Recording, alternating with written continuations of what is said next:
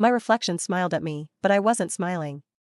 It all started on Friday the 13th. My friends had convinced me to sneak out at 2 a.m. and ride our bikes to the neighborhood cemetery just for fun. It was our last spring break before college, and we all wanted to try something daring. We pedaled down the empty street, the wind whipping against our faces. The street lights flickered, casting long shadows that seemed to stretch toward us. My heart thumped, but I tried to play it cool. "Why are we even doing this?" I whispered to Macy. "Because it's Friday the 13th, don't tell me you're scared already," she teased, grinning. "Me? Scared? Never," I said, though my voice wobbled. "Hey, what if you died the day before your birthday?" Jake joked as we neared the cemetery. "You'd make a good ghost story." We all laughed, though the sound felt too loud in the silence, bouncing off the houses and empty streets. When we arrived, we parked our bikes and zipped up our jackets. The cemetery was bigger and darker than I remembered, gravestones leaning in crooked rows. The air smelled of damp earth and decaying leaves, and the silence pressed on our ears. Jake flicked on his giant flashlight, the beam cutting across the tombstones. "This place is creepy as hell," he said.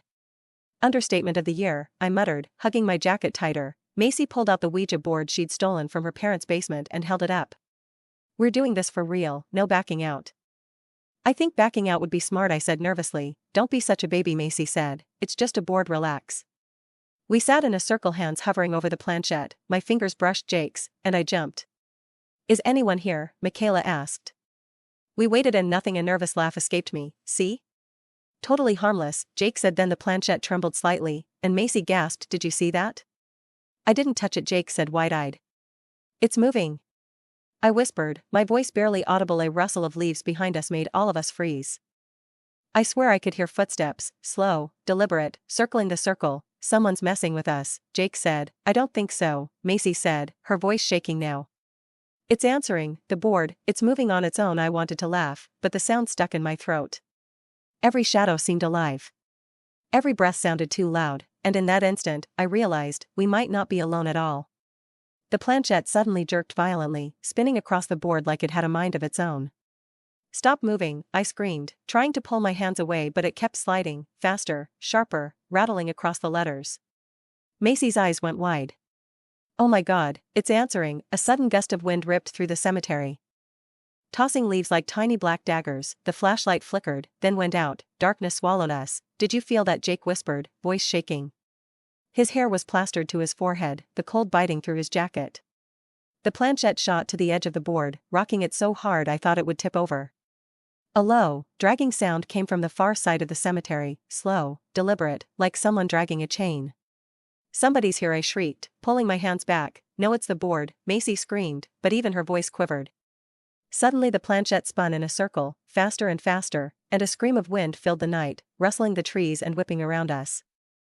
Leaves slapped our faces, cold and sharp. The air felt thick, heavy, pressing down on our lungs. "I can't do this," I gasped, stepping back, but the circle of hands was frozen in fear. Then a bright flashlight beam cut through the darkness. "Hey," a gruff voice shouted. A cemetery guard came running, tripping over roots, shouting at the top of his lungs. We all screamed, scattering in panic, tripping over gravestones, bikes clattering to the side. "What are you doing at this hour?" the guard barked, flashlight swinging wildly. "We were just," Jake stammered. "Go home now," the guard yelled. We rode hard down the empty street, the wind rushing past us, not gentle but forceful, like it was chasing us. The trees lining the road bent and creaked, their branches scraping against each other in long dragging motions that sounded almost like whispers.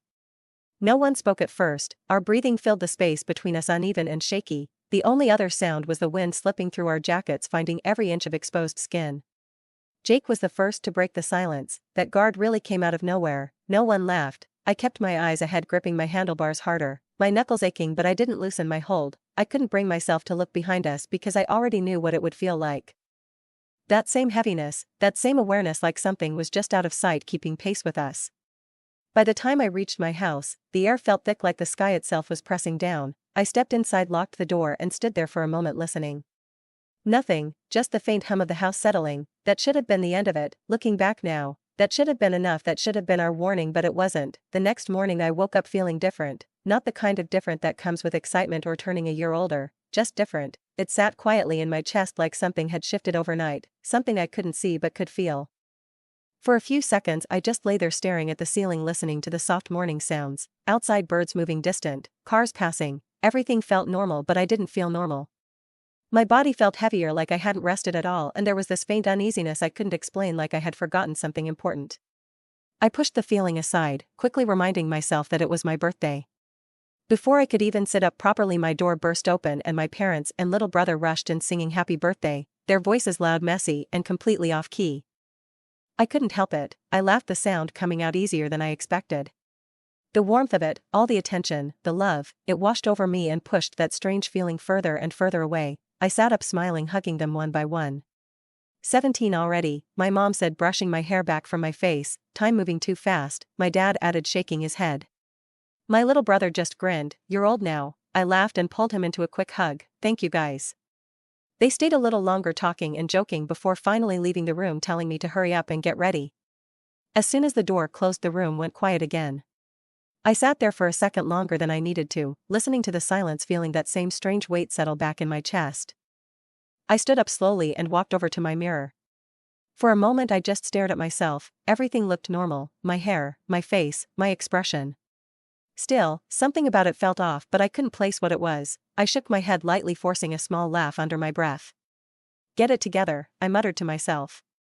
I got ready, taking my time choosing my outfit, something new, something I had been excited to wear. I smoothed it down, adjusted it in the mirror, turning slightly side to side, trying to feel good, trying to match the excitement I knew I was supposed to have. By the time I finished, I looked like I felt fine, and that was enough. I grabbed my phone, took a quick breath and headed downstairs. The second my foot hit the last step, everyone yelled, surprise, I froze. The living room exploded with sound, voices, laughter, music, balloons shifting, decorations hanging from the ceiling, bright colors everywhere. For a second I just stood there trying to take it all in. Oh my gosh, I laughed, covering my mouth as I stepped forward, you guys. People rushed toward me, hugging me, talking over each other, wishing me happy birthday. My heart started racing, but this time it felt good, light, overwhelming in the best way. I moved through the room, greeting everyone, hugging relatives, friends, neighbors, people I hadn't expected to see. The table was covered in food, the smell sweet and warm filling the space. Music played in the background, mixing with laughter and conversation. For a while I forgot everything else. I forgot the cemetery, I forgot the wind, I forgot the feeling. I collected gifts, stacking them to the side, thanking everyone over and over, smiling so much my cheeks started to hurt. Then I saw them. Jake and Macy standing off to the side watching everything. I made my way over, still smiling. Jake grinned the second he saw me. Look who made it to 17 after almost dying last night. I laughed, shaking my head. Stop, we were actually so scared. Macy rolled her eyes but smiled. We were being ridiculous. Jake nodded, for real, that wind had us acting like something was out there. Yeah, I said, laughing a little louder now. Turns out it was just the storm coming in, Jake said.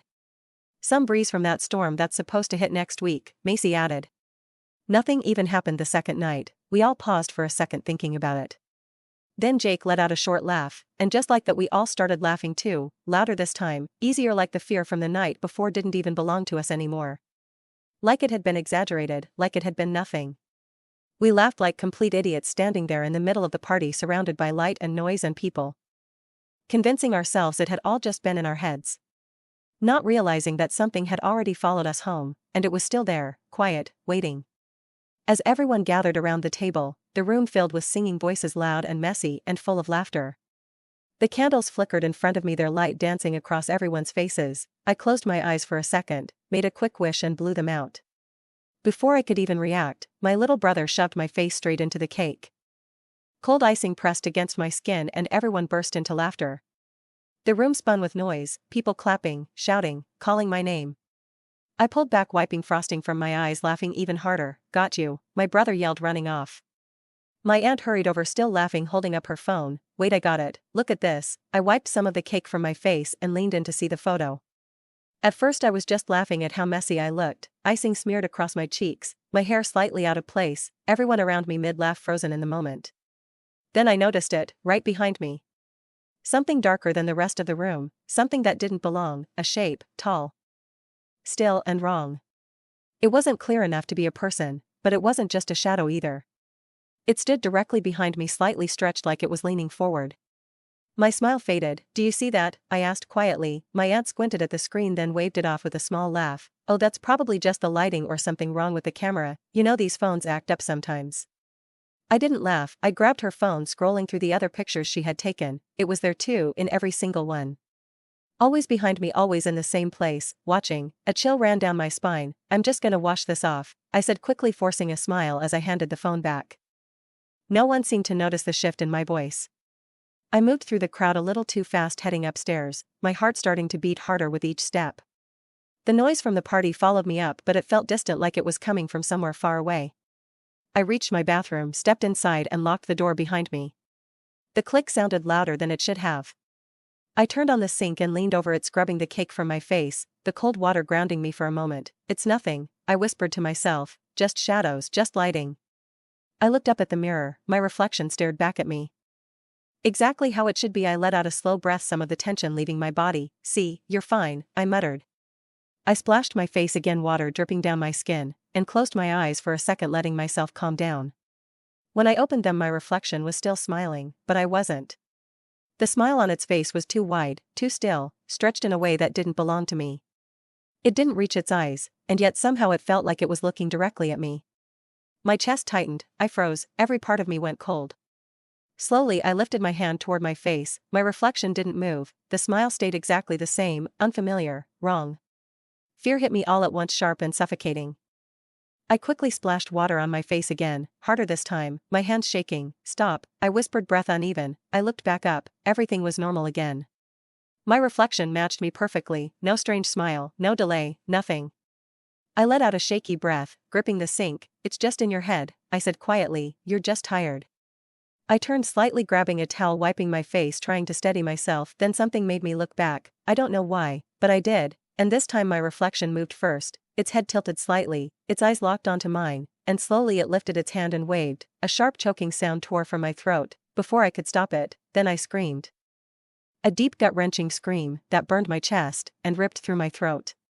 But downstairs, the music, the laughter, the voices, swallowed it completely. No one heard, no one came, and in the mirror it was still there, still smiling, still watching me.